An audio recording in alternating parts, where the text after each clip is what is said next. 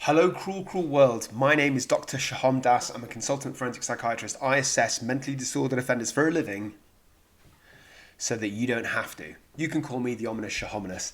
This video is 5 myths about female prisons.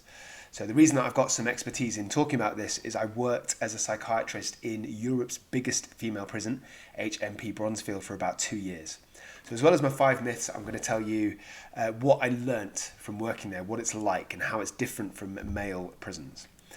Okay, for all you geeks out there, I know you love your stats, and just to put everything into perspective, right now in the UK there are about 86.3 thousand prisoners, of which a whopping 83,000 are male prisoners and about 3.3 are female prisoners. So what I'm saying, for all you intelligent maths nerds out there, is that less than 4% of all prisoners are female. Okay, I'm going to start off the bat by asking you a question, my Psych for Soul guys and gals, which is, what proportion of women entering the prison system in the UK do you think are mothers? It's actually quite shocking. I'm not just saying that clickbait. It's much higher than I thought when I researched this. There's a reason I'm asking that, because it's kind of tied into one of the myths that we will come on to later. Okay. Let's stop flirting, let's stop messing around, let's get straight into it.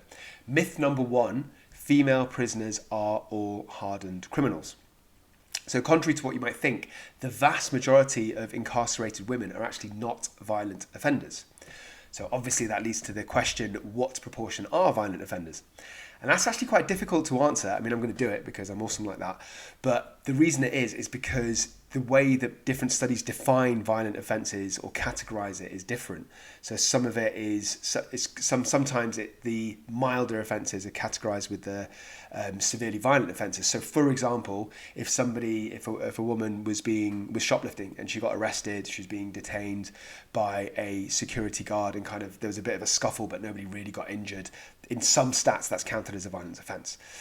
So asking what proportion of violent offenders are violent offenders is a bit like asking how violent is a piece of string. But I'll give you some stats. So the UK Ministry of Justice said that in the year from 21 to 22, violence against the person offences accounted for about 55% of female arrests. So that's a lot, isn't it? But not all arrests lead to imprisonment. And when you look at the statistics of the number of females that were sentenced in 2020, only 7.7 were actually sentenced for violence against the person. So just to kind of go over that again, 55% roughly are arrested for violent offences, or offences that involve violence, I should say, but only 7.7% of them are sentenced. So obviously that's a big disparity. And the next question is, why is there such a big disparity? And I don't know for definite 100% sure know the answer, but I think it's probably because a lot of those offences weren't actually that serious. So only a very small proportion of them were thought to be violent enough that it actually warranted a prison sentence as opposed to a community order, etc., etc. So that begs the next most obvious question, which is, why do men have nipples? What are the most common offences that females have when they get incarcerated? So, according to the Ministry of Justice, the statistics on women in the criminal justice system 2021, fraud is one of the most significant offences. So that accounts for about 33% of female prosecutions. So that is significantly higher than only 13% for their male counterparts. Then after that, theft. So theft offences account for about 21% of female prosecutions. Theft from shops specifically is the most frequent type of offence when it comes to sentences under 6 months. So when it comes to short-term, non-serious offences, shoplifting is the big one. And that contrasts only 8% for males. What's the next most serious offence? Not subscribing to my YouTube channel, as we all know, that is punishable with a lifetime of acne. After that, it's drug offences. So these represent a small but still significant proportion of female prosecutions. So it's about 14% of female prosecutions compared to the much higher 25% of male prosecutions are for drug offences. So to summarise, most prisoners, female prisoners, are there in prison for non-violent offences like drug offence, drug possessions, fraud, white-collar crimes, and they come from a diverse background and experience. So that explains some of the reason why it's not so violent in terms of their actual offences. There's lots of different factors like poverty, trauma, lack of opportunities, homelessness, drug and alcohol abuse. And for some of them, it feels like they're walking a tightrope without a circus net, popping Percocet. They're a nervous wreck. They deserve respect, but they work a sweat for this workless check. They're about to burst this tech at somebody just to reverse this debt. It's almost like for them, minimum wage got their adrenaline caged, and they're full of venom and rage, especially when they're engaged, and their daughter's down to their last diaper. It's got their ass hyper. Sorry. Okay, moving on. Myth number 2 about female prisons is that female prisoners have sexual relationships often with the prison officers. Yes, it does happen. I'm sure you've all seen it in the media, but not quite as often as the media will have you think. So yes, before you ask, that does definitely count as a myth. I've checked. So according to the Ministry of Justice statistics, in the 4 years leading up to 2019, 32 officers in England and Wales, prison officers, were dismissed for inappropriate relationships with inmates. One of them even went on to have a love child. Now, let's face it, that is going to be an awkward conversation, isn't it? When that kid is about 8-9 years old, asks their parents how they met. What's the dad going to say? Well, son, our eyes met between the prison bars and her smile made my keys jangle. So I've got a question for you, my Psych for Thor guys and gals. Of those 32 prison officers, how many of them were male officers who had relationships with female prisoners, which is what this episode's about, and how many were female officers having relationships with male officers, and obviously same-sex relationships can exist as well. So have a little think what you think those proportions are, and I will let you know later on in this episode. Okay, myth number 3 that I've learned about female prisons is that mothers barely have any contacts with their children whilst they're in prison. So I asked you at the beginning what proportion of female prisoners have children, and as I said, it's pretty shocking, I think. So the answer is 66%. So 2/3 of women entering prison in the UK are mothers. And that figure has remained relatively stable over time. Amongst those women, those sentenced, the proportion of dependent children is even higher. So in 2022, about 72% of sentenced women had dependent children. So if you're wondering what that disparity is about, I mean, it's pretty similar, isn't it? 66% to 72%, let's not split hairs. But the difference is that 66% is those women sent to prison, so that includes those that are on remand. 72% is those women who are sentenced, so after the trial, they have a prison sentence. So contrary to what you might think, female prisoners are encouraged, and there's lots of different sort of mechanisms and schemes for them to maintain contact with their children. There's the obvious stuff like face-to-face visits, typically scheduled within the prison, often in dedicated family rooms, so the children don't have to kind of rub shoulders with other hardened inmates. They have these sort of nice play areas, that kind of thing. And obviously that depends on the availability and the level of the prison security. Prisoners have video calls, so some prisons have that facility, and they allow like a virtual connection, minimizing the awkwardness and the travel constraints for children having to get into prison. As a psychiatrist, I've been into loads of those prisons, and it is a ball ache to get in. Think kind of airport levels of security, getting in and out, lots of sitting around and waiting is very, very time consuming, and there's usually a really, really long queue. Then there's obviously telephone calls, so landline, mobile phone calls can be made with these prepaid cards. In some prisons, there is restrictions or limitations on the frequency and the duration. And something else that you might not know, I don't know if I'd call this a myth, but like just maybe something that's little known apart from those who've experienced it, is that oddly the cost, you have these phone cards and the cost can be completely exploitative. So they can be completely disproportionate, and they can even be a burden for families that come in poverty. So what I'm saying is the cost for these call cards and the amount that you pay is way, way higher than the equivalent of using a payphone in the community. Obviously nowadays with mobile phones you get free calls and bundles and minutes and blah, blah, blah. It's far more expensive in prison. I don't really know what the reason for that is. I imagine that the money is going into somebody's pocket. Somebody's kind of making a buck off the misery of these female prisoners. Letter writing, so traditional methods allowing you to write letters to and from your children. And there's also children's centres. So some prisoners have these dedicated children's centres with play areas, etc., etc. Obviously that depends on the prison. And there's also specific members of staff like family liaison officers and charities that that provide support groups, and they offer various services. They help facilitate visits if, say, the prisoner is struggling to get their child on a waiting list. They organise activities for children outside, away from the mother, and they provide emotional support. So I've got a quick question for my Schmike for Schmall guys and gals, which is, do any of you have any experiences of female prisons? Maybe you've worked in one, maybe you've visited somebody there, maybe you were even a prisoner yourself. Let me know in the Schmom and Schmection below. I'm genuinely interested to hear your experience. Okay, moving on. The number 4 myth about female prison is that they are soft on inmates. So I think it's fair to say that most female prisons have a different approach to rehabilitation and security compared to the male estate or the male prisons, simply because there's more violence amongst men. So that doesn't exactly equate to being soft. I suppose you can say it's softer than the male estate, but it's still not soft. And yes, before you ask, that definitely does count as a myth. I've checked. So in many cases with female prisons, the approaches are far more focused on addressing the specific needs of the female prisoners, such as mental health issues, family separation, drug and alcohol issues. And so what I'm saying is the whole ethos is more geared towards reintegration into society. It is more about rehabilitation and less about punishment. And that can involve programs, education programs, job training, parenting skill, substance abuse treatment. So the aim, the focus is to try and break the cycle of incarceration. Yes, I suppose in theory that's supposed to happen in male prisons, but from my experience, it's not quite the same. Okay, so my 5th and final myth about female prisons is that female prisons are crime schools.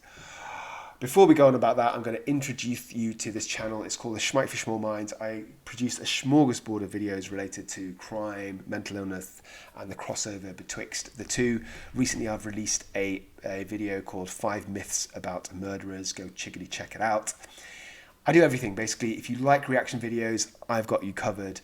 If you like commentary on recent true crime cases like the Nottingham stabbings, I've got you covered. If you want makeup tutorials, I ain't doing that shit, come on, what do you want? I implore you to subscribe. Not only does it help me out immeasurably, but it actually stops your kids from picking their nose, eating their bogies in public. You know what little Jordan does. Nobody likes it. Okay, back to the Schmepisode. Myth number 5 about female prisons is that female prisons are crime schools. So what is that famous quote from that movie, Blow? I know now why you cry, but it is something I can never do. No, that's not right. It was Danbury wasn't a prison, it was a crime school. I went in with a bachelor of marijuana, came out with a doctorate of cocaine, and after 16 months, I was once again a free man.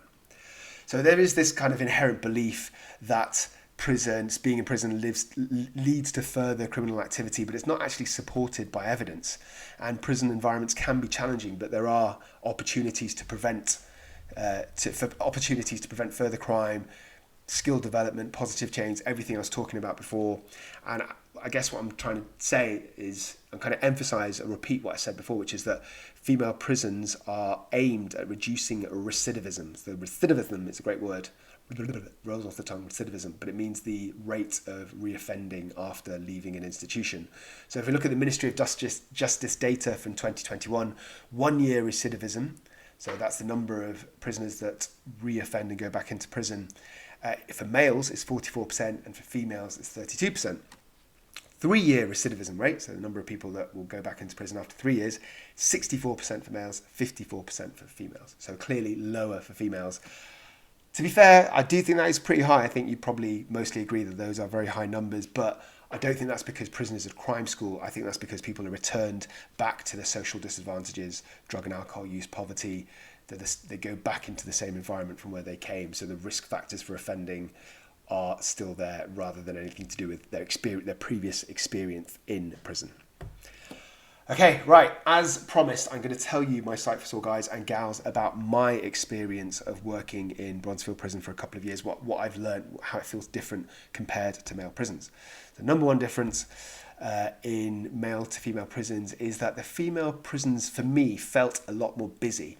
So what I mean by that is Bronzefield in particular strongly encouraged the women to go out and have some sort of activity, either it was education, and, you know, I'm being honest, some of the women in there had a very low initial degree of education, level of education. Some could barely read and write, hadn't taken exams, GCSEs, even though they're in their 30s and 40s. And there's lots of different work. I believe there was a call centre in there and some sort of sewing kind of factory setup. I never went to it myself, but it existed in the bowels of the prison. Cleaning jobs, food, running the prison itself, like the menial tasks, etc., etc. There were roles for the prisoners there.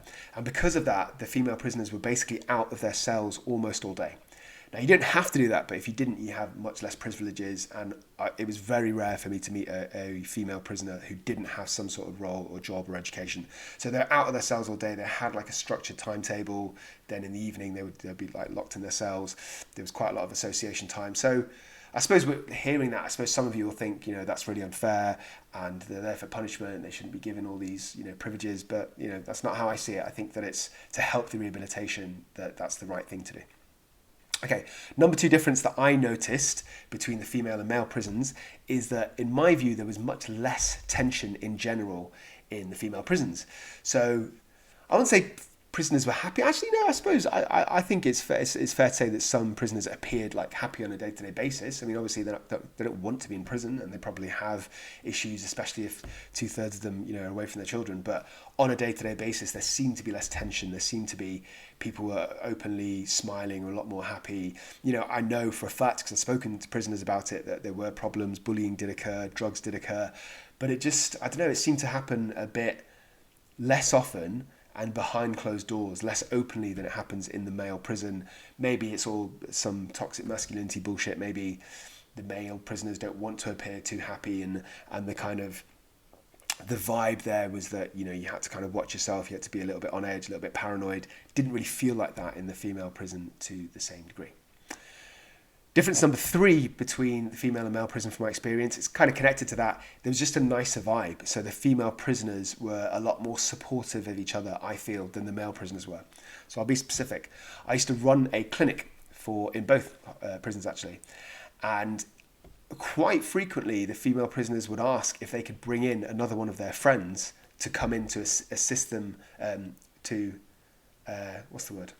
accompany them in the assessment. So they would physically come in and sit down together, and there'd be one patient. But it's a bit like having a relative or a friend go with you when you're seeing a psychiatrist or a GP. Some psychiatrists didn't like that and didn't allow it. I always did, because as long as they behaved themselves, which they did, then I don't see any kind of harm with that. But anyway, here's my point. I've never, not once in all the times that I've been to a male prison, had one male prisoner suggest that a friend comes in. Maybe it's just more personal, private. Maybe there's a bit of embarrassment or shame about the stigma of mental illness. I don't know what it is, but female prisoners felt like there's a lot more cohesiveness, togetherness. They were looking out for each other. They were helping each other. I just got that vibe. I didn't get that in a male prison. Okay, my 4th and final difference, I think, between the male and female prisoners, from my experience, it's a bit depressing, but I have to say, is there are far more female prisoners that were in this cycle of offending. So they would have short-term, very short, 3 or 4 week sentences, usually for something very minor like shoplifting or possession of drugs, but a small amount. And unfortunately, that meant that because they weren't in long enough for their problems to be sorted out or looked into, like drug and alcohol rehab. You can't do that in 2 or 3 weeks, obviously. You can't really sort out, the social workers couldn't sort out accommodation for women living in hostels within such a short period of time. So they were being released or discharged back into the original circumstances and environment that they first came into. So that cycle of offending was a lot more prevalent. Now, I'm not saying it didn't happen in the male estate, because it did. And I told you the recidivism statistics before, and they were higher for males. But I saw it a lot more in females, I think because females were in for less serious short-term offences. So there was like a higher turnover of them going in and out, if that makes sense. Okay, we're on the home stretch. Come on, boys and girls, concentrate. We're almost there. So I asked you before, my Psych for Sore guys, I said that there were 32 male and female staff who were fired for sexual relationships with prisoners. Just to put some context, this is between January 2015 and March 2019, according to The Sun, a very reputable source. How many of them were male to male, female to male, blah, blah, blah? The answer is this. So of those 32 prison officers, 19 of them were female prison officers having relationships with male inmates. 7 of them were male prison officers having relationships with female inmates, so what I was talking about is much, much less, and 6 of them are unknown, and that is to protect the identification of the people involved, so that information is not released. So I think it's fair to say there's a lot more of relationships occurring between female prison officers and male prisoners than the other way around. But as I said near the beginning of this episode, to put it in perspective, only 4% of all prisoners are female in the first place. Okay, that's it. I've banged on quick enough. Just one thing I want to say, which is that there's going to be these talks by a man called Michael FRANZESE, hosted by my homeboy, a good friend of mine, Sean Atwood. I've not met Michael myself, but I've actually been interested in his YouTube channel way before I started mine, way before I even knew about Sean Atwood's. Before I started recording with Sean Atwood. I think he's just an interesting guy, Michael FRANZESE. He's an ex-capo, an ex-captain in the mafia, and he's going to be talking about his experiences, his life. If it's anything like his YouTube channel, I'm sure it's going to be fascinating. I'm going to go down to one of those talks, and I'd implore you guys to go down and see. I'll put all the details in a link in the Schmorman Schmection below. Until then, have a blessed day, buy my goddamn book, watch the rest of my videos, and do not forget, I love you.